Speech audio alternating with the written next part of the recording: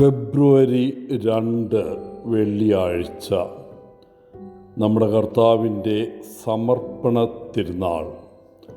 ലൂക്ക 2:22 മുതൽ 40 വരെ വാക്യങ്ങൾ. നമ്മുടെ കർത്താവിൻ്റെ സമർപ്പണ തിരുനാളിനെ മെഴുകുതിരി ദിനം എന്നും പറയാറുണ്ട്. ലോകത്തിൻ്റെ വെളിച്ചമായ ക്രിസ്തുവിനെ പ്രതീകപ്പെടുത്തുന്ന മെഴുകുതിരികൾ വാഴ്ത്തുന്ന അല്ലെങ്കിൽ ആശീർവദിക്കുന്ന ദിവസമാണിന്ന്. അതേസമയം തന്നെ ഫെബ്രുവരി 2 ലോക സമർപ്പിത ജീവിത ദിനമായും ആചരിക്കുന്നു. സമർപ്പിത ജീവിതത്തിലുള്ളവർ എല്ലാ ജനങ്ങളിലേക്കും യേശുക്രിസ്തുവിൻ്റെ വെളിച്ചം പ്രതിഫലിപ്പിക്കാൻ വിളിക്കപ്പെട്ടവരാണ്. ഈ ദിവസത്തിൻ്റെ ഉദ്ദേശ്യം എന്താണ് എന്ന് വിശുദ്ധ ജോൺ പോൾ II മാർപ്പാപ്പ പറയുന്നുണ്ട്. 3 കാര്യങ്ങളാണ് അദ്ദേഹം കാണുന്നത്. ഒന്നാമതായി, നമ്മുടെ കർത്താവിനെ കൂടുതൽ ഗൗരവത്തോടെ സ്തുതിക്കുകയും സമർപ്പിത ജീവിതത്തിൻ്റെ മഹത്തായ ദാനത്തിന് നന്ദി പറയുകയും ചെയ്യുക. രണ്ടാമതായി, ഈ ദിവസം മുഴുവൻ ദൈവജനവും സമർപ്പിത ജീവിതത്തെക്കുറിച്ചുള്ള അറിവും ആദരവും പ്രോത്സാഹിപ്പിക്കുന്നതിന് ഉദ്ദേശിച്ചുള്ളതാണ്.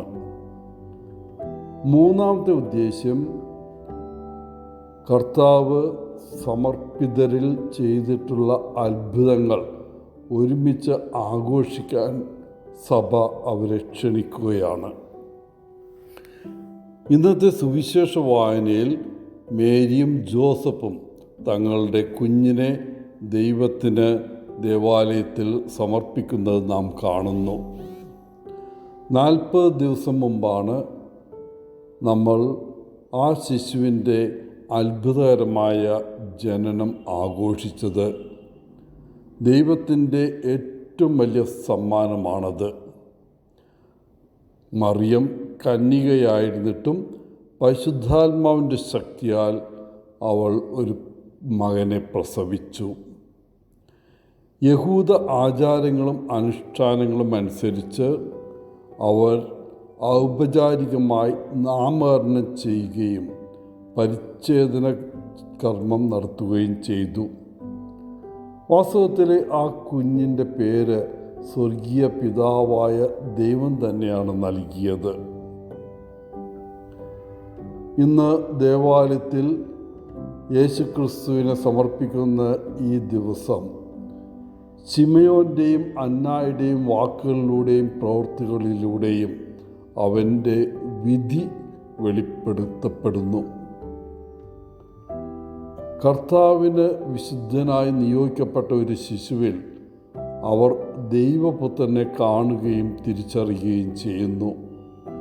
ഈ കുഞ്ഞ് പലരുടെയും വീഴ്ചയ്ക്കും ഉയർച്ചയ്ക്കും വിധിക്കപ്പെട്ടതാണ്. ഈ കുഞ്ഞിൻ്റെ വിധി മറിയത്തിൻ്റെ ആത്മാവിലൂടെ ഒരു വാൾ തുളച്ചു കയറുവാൻ ഇടയാക്കും. തൊട്ടിലിൽ നിന്ന് കുരിശിലേക്ക് നമ്മുടെ ശ്രദ്ധ തിരിക്കുകയാണ് ഇന്നത്തെ ദിവസം. വരും ആഴ്ചകളിൽ യേശുവിൻ്റെ ക്രൂരമായ അന്ത്യത്തിൻ്റെ നിമിഷങ്ങളിലേക്ക് നമ്മെ വായന നയിക്കുമ്പോൾ അവൻ്റെ ജീവിതവും ശുശ്രൂഷയും നാം ഓർക്കും. പക്ഷേ നമുക്കറിയാവുന്നതുപോലെ അത് കഥയുടെ അവസാനമായിരിക്കില്ല.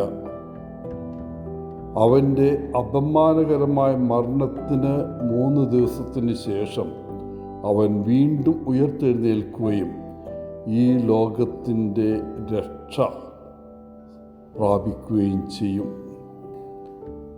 വരാനിരിക്കുന്ന വെല്ലുവിളികൾക്കും ഭയാനതകൾക്കും സ്വയം തയ്യാറെടുക്കാൻ ഇന്നത്തെ തിരുനാൾ നമ്മെ ക്ഷണിക്കുന്നു.